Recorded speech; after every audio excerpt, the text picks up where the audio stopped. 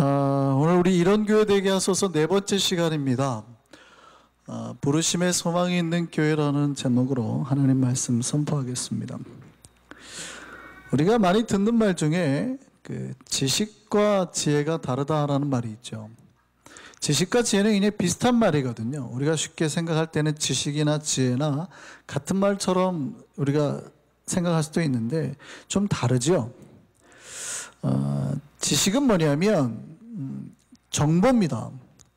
그러니까 내가 그 정보를, 지식은 어떠한 정보를 많이 아는 거, 다른 사람보다 이 정보에 대해서 많이 아는 거, 근데 그게 힘이 될 수 있어요, 그죠? 그래서 좋은 정보를 많이 찾아내는 거, 많이 습득해내는 게 지식이고, 지식을 배우는 거죠. 근데 지혜는 좀 다릅니다. 지혜는 좋은 정보가 아니라 그 정보에서 좋은 새로운 방향의 그림을 그려내는 거예요. 새로운 뭔가를 창조해내는 거예요. 지혜와 지식은 그래서 달라요.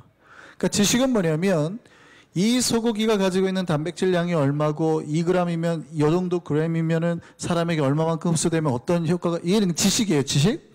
그래서 닭고기, 소고기 있잖아요. 밥도 있고 소금, 똑같은 지식이에요. 재료들 이게 쭉 깔려 있단 말이에요. 그런데 아무리 똑같이 지식이 있어도 이걸 가지고 어떤 사람은 굉장히 맛있는 음식을 만들어내고, 똑같은 재료를 가지고 어떤 사람은 맛없는 음식을 만들어내잖아요.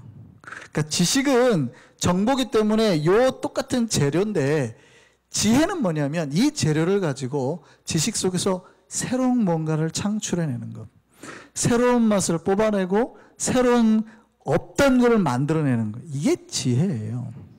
그래서 지식과 지혜는 좀 구별이 돼야 됩니다.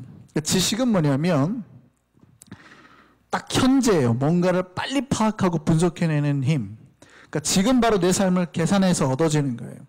그러니까 지식의 능력이 뛰어나면 뛰어날수록 무언가를 판단하는 능력이 빠르죠.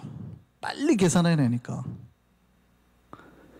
지식이 많고 정보가 많으면 이게 복일까요, 아닐까요?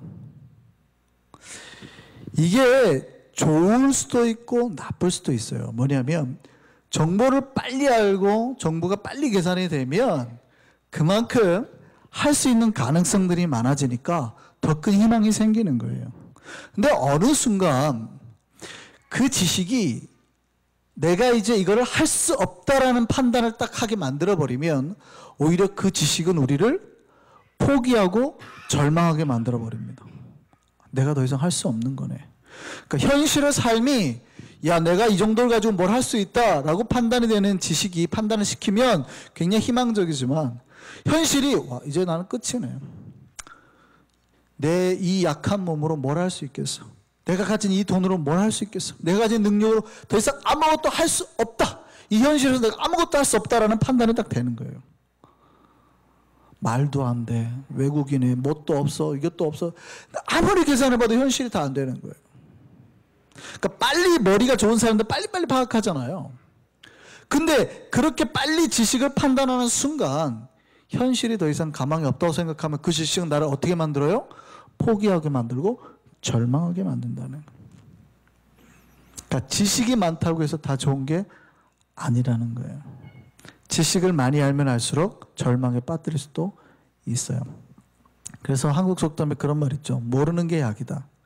차라리 모르고 막 덤비다 보면 오히려 문제가 해결되는 경우가 있단 말이죠. 그 지식이 가질 수 있는 한계에 대해서 얘기하는 거예요. 그럼 뭐가 있어야 되냐면 지혜가 있어야 돼요. 특별히 신자들은 지식이 필요하지만 그 지식을 뛰어넘는 지혜, 현실은 이거밖에 없지만 비록 나는 소고기, 닭고기, 돼지고기 없어고 딱 하나밖에 없어요. 딱 돼지고기 하나밖에 없고 소금하고 설탕밖에 없지만 이것에서 새로운 맛을 창조해낼 수 있는 지혜가 있어야 된단 말이죠. 현실이 아무리 힘들다고 측정이 됐어요. 지식으로, 내가 가진 지식으로, 아, 내 삶이 그냥 힘들구나, 여러 가지 어려움이 있겠구나 라고 하더라도 그 지식을 뛰어넘는 지혜를 가지고 있는 사람이어야 된다는 말이죠. 신자는 그런 사람입니다. 왜냐하면 인간의 지식을 뛰어넘는 하나님이 계시니까, 그걸 믿는 사람이니까, 또 그 하나님으로부터 능력을 부여받고 살고 있기 때문이에요. 세상 사람들은 지식 똑같아요. 할 수 없어. 이거 갖고는 아무도 할 수 없어. 세상 사람들은 다 그렇게 판단합니다. 그런데 신자들은 아니, 할 수 있어 그런단 말이죠. 왜냐하면 우리의 힘으로 하는 게 아니라 하나님의 힘으로 하니까. 하나님의 지혜가 있으면, 하나님께서 하실 것을 믿으면 지혜가 있고, 그 다음에 뭐가 생기냐면 소망이라는 게 생기는 거예요. 그래서 신자에게는 뭐가 필요해요?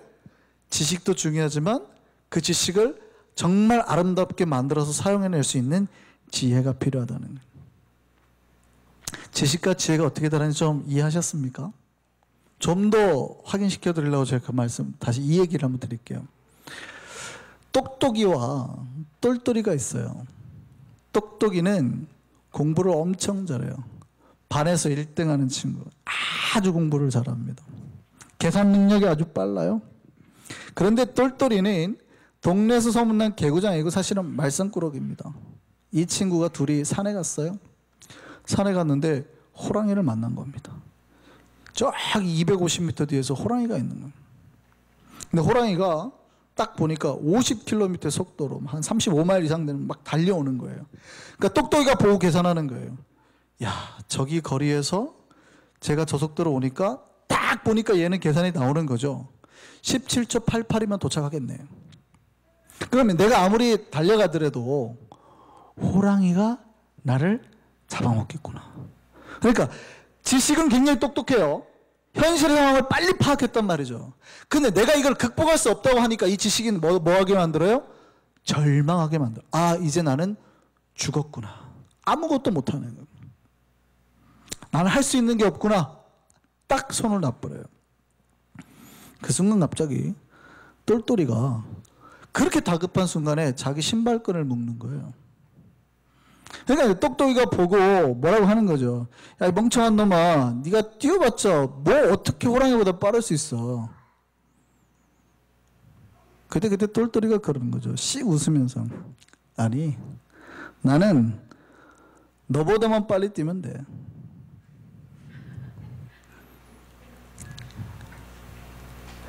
호랑이가 둘을 잡아먹지는 않거든요. 한 명만 잡아먹을 거 아니에요. 그러니까 누구보다만 빠르면 돼요? 얘보다만 빠르면 되는 거예요. 지식은 현재 내 삶에서 보니까 가능성이 없는 거예요. 내가 계산해 보니까 이건 죽게 생긴 거거든요. 근데 지혜는 그 상황에서 새로운 거를 창조해내는 거예요. 살 소망, 살 방법을 찾아내는 거예요. 이게 지혜입니다. 지식은 현실을 측정하는 거예요. 내가 할 수 있는지 없는지를 판단해 주지만 이게 할 수 있다고 생각이 들면 희망이 생겨요. 지식이. 그런데 할 수 없다고 도저히 가망성이 없어 그러면 바로 인간을 절망하게 만들고 포기하게 만드는 게 지식이에요. 그런데 지혜는 그 어떤 상황에서도 소망을 찾게 만드는 거예요. 이게 지혜예요. 신자에겐 뭐가 있어야 된다고요? 지식 위에 지혜가 반드시 있어야 됩니다. 현실이 힘들다는 지식은 똑같이 가지고 있죠.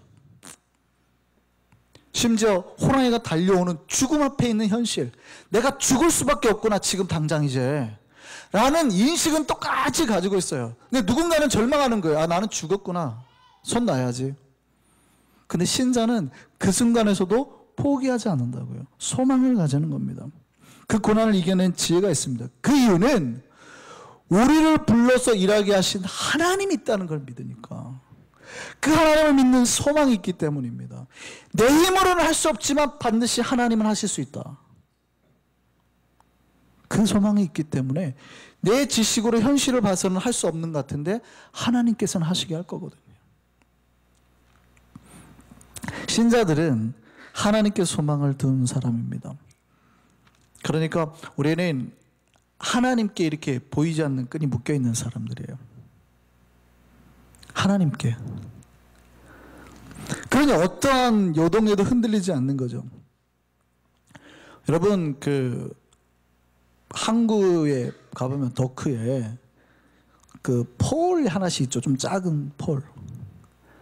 그게 뭐냐면 배가 정박하고 나면 닻을 내리고 난 다음에 거기에다 끈으로 묶으라고 해놓은 거거든요. 그러니까 배는 흔들리는 건데 이 항구는 땅은 흔들리지 않잖아요. 그러니까 흔들리지 아니하는 거에다 끈을 묶어놓은 배는 안전하다는 걸 아는 거예요, 세상 사람들은. 신자는 뭐냐면 흔들리는 세상 속에서 흔들리지 않는 하나님께 끈을 묶은 사람들이에요. 그런데 옆에 보면 우리는 조그만 배지만 옆에 보면 큰 배들이 있거든요. 자랑합니다. 우린 돈도 많고 인생 잘 살아. 근데 누구에게 끈을 묶어요? 자기에게. 아니면 옆에 있는 친구한테 의지하는 거죠. 저 친구한테. 야야 우리끼리 묶어 우리끼리. 나 너한테 묶을게. 저 배한테 묶어요. 잔잔한 파도일 때는 아무 문제가 없죠. 언제 사단이 납니까? 큰 풍랑이 일면 든든한 반석 위에 묶은 배들은 태풍에도 쓸려 나가지 않아요. 근데 크다고 자랑하는 그 배들은 어떻게 합니까? 서로 자기들 의지하고 믿었던 배들은 다 풍랑에 밀려 나가든지 아니면 침몰하고 좌초해버리는 거예요. 왜 우리가 소망이 있습니까? 왜 우리가 소망이 있냐고요? 이 태풍이 불고 풍랑이 오고 죽을 것 같은데 우리는 왜 죽지 않을 거라는 소망이 있어요? 우리는 하나님께 묶인 사람들이거든. 믿으십니까? 예. 그래서 신자는 태풍 속에서도 고난 속에서도 소망이 있어요. 안전할 거라는 소망. 하나님이 우리를 불렀거든요. 하나님이 우리를 불렀다는 얘기는 오늘 본문을 보면 그러잖아요. 부름받은 자의 소망이 있다고. 부르심의 소망이 있다고요. 이게 뭐냐면 하나님이 우리를 이렇게 부르실 때 그냥 부르는 게 아니라 손을 내밀어서 우리를 잡아당기니까 하나님의 손에 우리를 꽉 붙들고 있다 그 말이에요. 오늘 보면 부르심의 소망이라고 그랬죠. 여러분 교회라는 말을 잘 아시는데 교회라는 말의 헬라어가 에클레시아입니다. 근데 에클레시아 뜻이 뭡니까? 바로 그 부르심을 받은 자들이라는 뜻이에요. 하나님 우리 부르실 때 그냥 부르지 않고 당신의 손을 내밀어서 불러주셨단 말이에요. 그리고 그 손 꽉 잡고 계신 거죠. 그러니까 하나님의 부름받은 교회는 뭐가 있어요? 하나님한테 붙들려 있으니 안전하다는 소망이 있단 말이죠.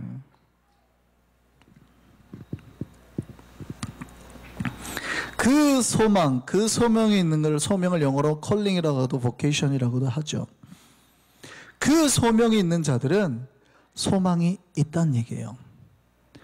오늘 본문을 영어 성경 NLT에는 이렇게 번역했습니다. 같이 한번 보실까요? 우리에겐 뭐가 있어요? 이 콜링이 있고 이 소명이 있는 자에게는 호프가 있대요.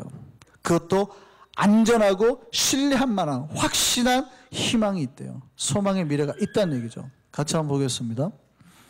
자, 하나님 우리 눈을 밝혀주셔서 중간에 보시죠.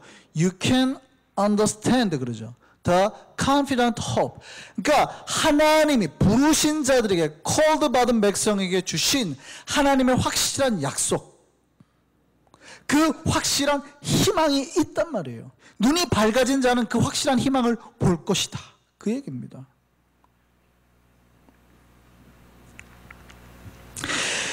세상의 눈으로 보면, 세상의 눈으로 현실을 측정하면, 그리고 세상은 그럽니다. 이 지금 오늘의 이 현실을 측정함으로 미래를 계산합니다. 그러니까 내가 현재 돈이 없으면, 오늘 돈이 없으면 내일도 거의 없을 거예요. 내가 현재 병이 들면 내일은 더 아플 수도 있어요. 우리는 나이가 들면 들수록 죽음으로 갈 수밖에 없다는, 이게 세상의 눈의 계산 방식이, 이 지식이거든요. 그런데 하나님은요, 하나님의 지혜와 소망은 다르게 말하는 거예요. 비록 현재 돈은 없지만 하나님께서 나를 믿음과 삶에서 부여하게 하실 것이다.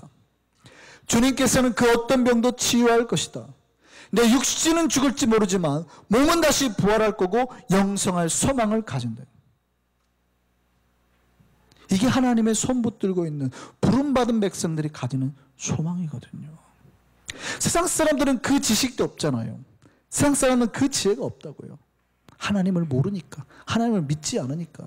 근데 우리는 그 영원하신 하나님을 믿고 만났으니까 하나님께서 우리를 살릴 거라는 소망이 우리 안에서 있는 거거든요.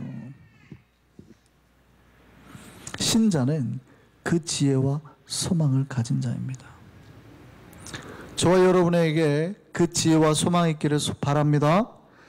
그러니 신자들은 그런 지혜와 소망이 있으니 내 삶에 어떠한 파도가 와도, 호랑이가 나를 잡아먹으려고 다가와도, 죽음의 그 고난 앞에서도 우리는 소망을 가지는 겁니다.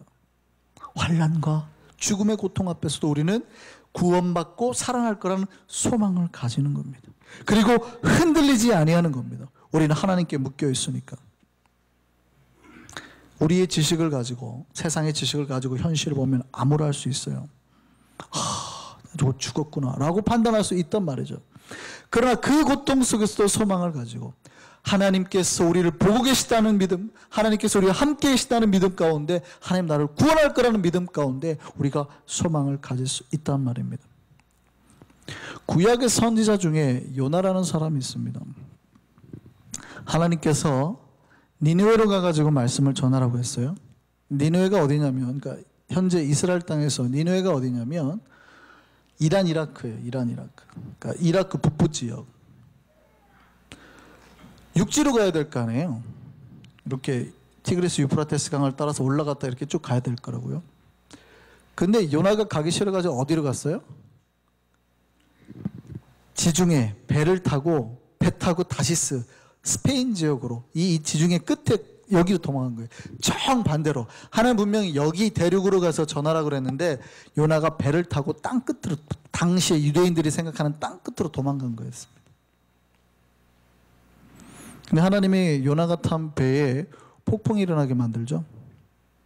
그거 다 죽게 만드니까 제비를 뽑았는데 누구 때문에 그러냐 했더니 요나 딱 뽑힌 거예요. 요나가 알은 거죠. 나 때문에 그런다. 내가 하나님 말씀 듣지 않아서 그런다. 나를 바다에 던져라. 요나를 바다에 던졌습니다. 여러분 생각해 보세요. 여러분 혹시 폭풍우 치는 바다에 가보신 적 있습니까? 저는 어렸을 때 제 부산에 살았거든요. 그리고 제가 사역을 여수에서 했거든요. 바닷가에서 살아본 경험이 있었어요. 여러분 태풍 치는 바다 가보셨나요? 파도가 방파제를 팍 치잖아요. 높이가 근 10m 올라갑니다. 어마어마합니다. 뭐 우리 뉴욕 사니까 잘 아시겠지만 태풍 치는 날 바닷가 옆에 가가지고 서 있을 수 있어요? 그런데 그 태풍이 치는 바다에 이 사람이 빠졌어요. 아, 여러분이 빠졌다 그러면 이제 내가 헤엄쳐서 살아날 수 있겠구나 생각합니까? 그런데 갑자기 큰 물고기가 와가지고 요나를 확 삼켜버립니다. 뭐 고래로 추정되죠. 어떤 성경에는 큰 물고기라고 그러는데 큰 물고기가 와가지고 요나를 확 삼켜버립니다. 자, 물고기 뱃속에서 빛이 있었을까요? 없죠. 램프가 없고 아무것도 없죠. 깜깜. 그러니까 이 사람은 이미, 요나는 뭘 경험해요? 죽음을 경험한 거죠. 지금 요나의 상황이 어떤 거예요? 자기 인생에 어떤 것도 의미가 없어요. 뭐 여러분 혹시 예쁜 와이프 있어요? 잘생긴 뭐 신랑이 있어요? 사랑하는 이? 여러분의 미래? 여러분이 타던 페라리? 여러분 신분? 아무 필요가 없는 상황이잖아요 지금. 그런 게 아무 의미가 없는, 그냥 딱 죽음 앞에 내가 파도에 빠졌는데 거기다가 물고기가 나를 콱 삼킨 상황이에요. 이럴 때 여러분은 무슨 일을 하시겠습니까? 뭘 하겠습니까? 요나는 그때 기도를 했다는 거예요. 여러분 어떻게 하겠습니까? 원망하고 악설 거예요. 이게 뭐야 이게! 내가 어떻게 찍어 예배를 하고 하나님의 헌금을 드렸는데, 내가 찬양대로 몇 년을 봉사했는데 하나님 이게 뭐야! 혹시 이럴 거예요? 나한테 당신이 그럴 수 있어! 그럴 거예요? 보통 기도를 해도 어쩌면 탄식의 기도를 할 수 있는 거 아닙니까? 하나님 이게 뭡니까? 엉엉 울면서 막 슬퍼서 울지 않겠어요? 이제 죽음이거든요, 죽음. 여러분이 뭐 예전에 뭘 했다 아무 의미 없어요. 뭐 내가 과거에 얼마나 잘 나갔네. 뭐 저는 다 압니다. 여기 뉴욕에 계신 분들은 한국에서 대부분 잘 나가셨다는 거 제가 다 압니다. 다 의미 없어요. 지금 이 상황이 아무 의미 없는 상황이란 말이죠. 현실은 다 죽음 앞에 있는데 지금 당장. 그때 우리는 어떻게 알겠냔 말이죠. 요나는 그때 원망하거나 화를 내거나 아니면 심지어 기도를 하긴 해도 슬픈 기도, 탄식의 기도를 한 게 아니에요. 놀랍게도 요나가 그때 하나님 앞에 무슨 기도했냐면 소망의 기도했대요. 희망의 기도. 살 수 있어요. 하나님 주님께서 나를 구원할 줄 믿습니다. 주님의 성전을 바라보겠습니다. 뭐 이딴 소리는 하고 있다고요. 주님의 성전을 바라볼 기회가 없는 거예요. 어떻게 주의 성전을 바라볼. 여러분이 지금 당장 물고기에서 죽어가는데 하나님 감사합니다. 내가 한성께 다시 예배드릴 수 있을 내가 소망이 있습니다. 이런 말도 안 되는 기도들을 한단 말이죠.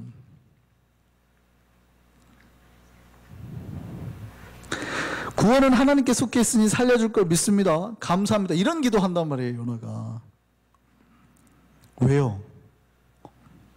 요나는 현실은 암울한데 요나는 그 속에서도 뭘 봐요? 하나님을 보니까. 하나님이신데 뭘 이걸 못하시겠어? 소망이 있더라는 거죠. 요나의 그 기도를 한번 같이 보실까요? 요나서 2장 1절에서 9절까지입니다.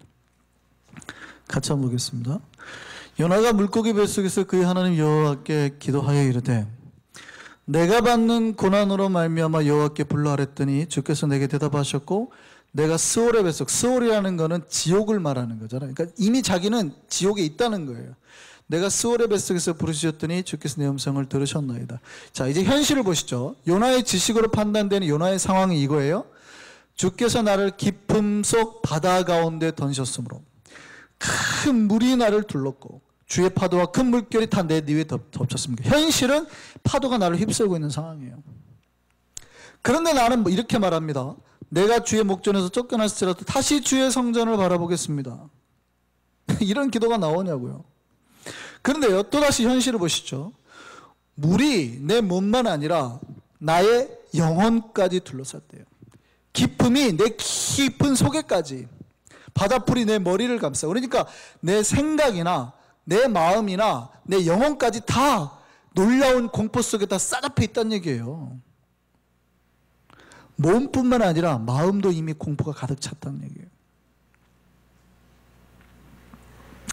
지금 내가 산의 뿌리까지 내려갔고 땅이 그 빗장으로 나를 막았다는 거야. 내가 지금 산의 뿌리라는 얘기는 땅 깊숙한 저 지옥 앞에까지 가 있다는 얘기예요. 그런데 뭐라고 그래요?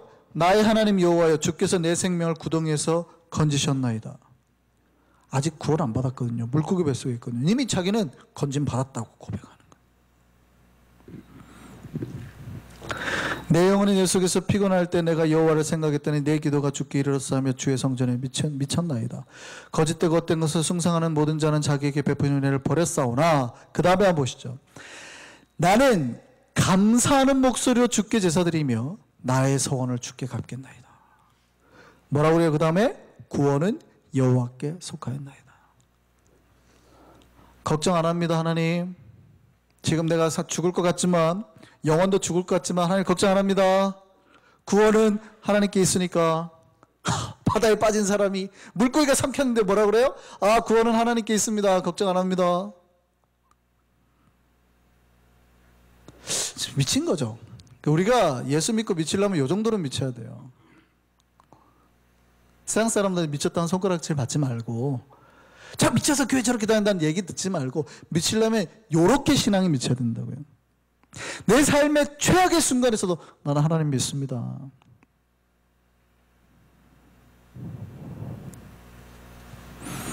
요나가 물고기 뱃속에서요, 죽음을 노래하지 않고 소망과 구원을 노래했다라는 거예요. 내 죽음을 노래할 때인데, 나 죽었네. 이제 더 이상 살 소망이 없네. 이래야 되는데, 거기서요, 걱정 안 하네. 하나님 구원해 주실 거니까 살아날 줄 믿습니다, 하나님. 뭐 이러고 있다는 얘기죠. 그리고 감사하며 주님께 제사에 나가겠대요. 요나가 왜 이렇게 할 수 있었나요? 소망이 있었기 때문에. 요나는 확실하게 붙들었어요. 하나님께서 부르신 백성, 하나님 붙들어서 이렇게 붙잡고 있는 백성은 망하지 않는다. 하나님 반드시 구원해 주실 거라는 소망이 있었단 말이죠. 그러니까 지금 죽음 앞에서 내가 죽을 상황인데, 누가 봐도 현실적으로 지식적으로는 죽을 상황인데, 하나님 죽지 않습니다. 저 구원 받을 거 믿습니다. 이러고 있단 말이죠.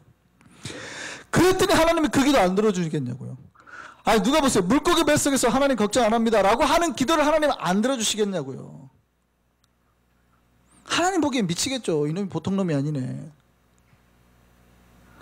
들어주신단 말이죠. 그래서 인류 최초로 잠수함을 탄 사람이 요나예요.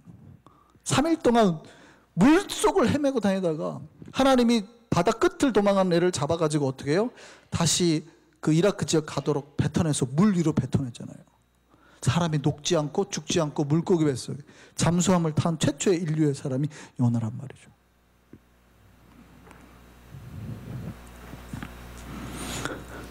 요나 안에 뭐가 있어요? 하나님 부름받은 백성, 반드시 하나님 살린다라는 소망이 있었다는 얘기죠. 저는 우리 한성교회가 이 부르심의 소망 안에서 살아가는 교회 되기를 바랍니다. 그러니까 이 소망을 가진, 하나님 나를 불렀다라는 확실한 소망을 가진 사람들은 삶의 어떠한 환난과 고난 속에서도 절망하지 않는 거예요. 문제가 생겨도 기도하면서 하나님 방법을 찾아가게 되는 겁니다. 미국의 남부 지역에 옛날에 그 목화가 엄청나게 많았죠. 커튼이. 목화가 엄청 목화를 많이 했습니다. 원래는 그 남부 쪽이, 북부보다는 남부 쪽이 대부분 기독교, 보수적인 기독교 신앙이잖아요. 남북전쟁 당시에는 우리는 노예 해방 때문에 싸웠다고 알고 있지만, 남부 쪽이 원래는 어떻게 하나님의 말씀을 배운 사람들이니까 어떻게 노예를 할 수 있느냐 해가지고 처음엔 남부가 반대했습니다. 노예를. 근데 이제 뭐 때문에 이제 노예 제도를 급속하게 받아들이게 되냐면 이 목화 때문에. 목화밭을 막 하다 보니까 일손이 너무 부족한 거예요. 그러니까 북부는 오히려 반대로 노예를 해방하자고 하는 남부 쪽은 갑자기 자기들 의견을 바꿔, 안 돼, 노예가 필요해, 노예제가 필요해가지고 잡아들이게 되는 겁니다. 물론 이제 북부도 뭐 정치적인 이슈는 노예 해방이라는 큰 이슈를 갖고 왔지만, 이제 북부가 산업화되면서 공장에 사람이 부족하잖아요. 그러니까 일꾼은 다 남부에 있고, 그러니까 남부를 해방함으로 인해서 북부 쪽으로 그 노동력을 끌어들이려는 정치적인 의도도 있었습니다. 물론 큰 의미도 있지만 어쨌든요. 그렇게 목화밭이 남부에 얼마나 주요한 사업이에요. 이걸로 전쟁할 정도니까 이게 이 사람들의 목숨줄인 거예요. 그런데 1895년 바구미가, 그 벌 위벌이라는 거죠. 영어로 하면 그러니까 바구미예요. 바구미. 목화를 먹는 이 바구미가 창궐 해가지고요, 목화밭이 완전 다 없어져요. 완전 망해버린 거예요. 그러니까 남부 전체가 망해버린 거예요. 이런 상황이 왔습니다. 이제 먹고 살 방법이 없어요. 어떻게 할까요? 그래도 이 남부의 크리스천들이 이 절망적인 상황에서 방법을 찾았는데 기도를 하기 시작했습니다. 그래도 하나님께서 주신 땅 여기서 주저앉을 수는 없다. 하나님께 기도하자. 그리고 소망을 가지자. 방법을 찾자. 절망의 땅이 20년 뒤에 다시 최대 풍족한 땅으로 바뀌게 됐습니다. 그리고 이 사람들이 그 땅에 아주 이상한 걸 했어요. 그 바구미, 그 벌레에 동상을 만들어 가지고 그 마을 한복판에 세워놨어요. 그리고 동상 밑에 이렇게 써놨어요. 우리에게 번영을 가져다 준 바구미 벌레에게 감사한다. 목화가 싹 망하고 나니까 이 사람들이 기도 가운데 찾아낸 게 뭐냐면 땅콩이었어요. 땅콩을 심었더니요, 땅콩이 전 세계 수출하는데 그 남부 전체가 그 땅콩 때문에 목화를 파내고 땅콩을 심어가지고 사상 유례 없는 최대의 번영을 누리는 겁니다.